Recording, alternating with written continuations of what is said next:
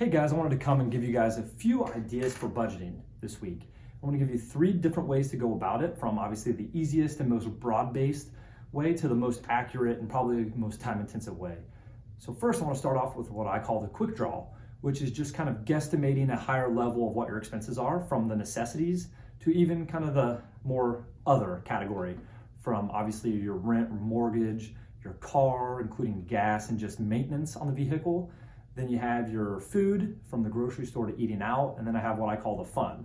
And if you have kids, obviously having a category for them, whether that's daycare, sports, just other things that come throughout the year, and you can kind of guesstimate a monthly kind of account for that. And that's kind of the first way that I would maybe start a budget if I haven't done one, is kind of guesstimating. Kind of get you at least an overall idea about your budget.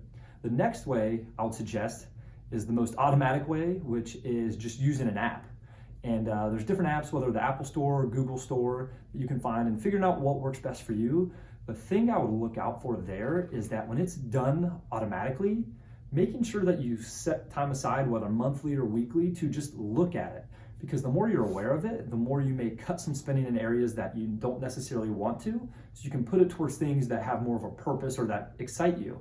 And just being aware of where your money's going, because sometimes we just have no idea where it's heading and it just feels like it's evaporating.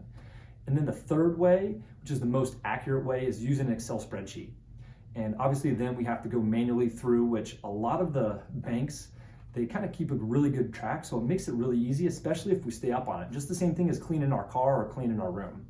And those are the 3 ways that I wanted to just give you an idea if you haven't done a budget, or you're getting tired of the way and just want to look at something new.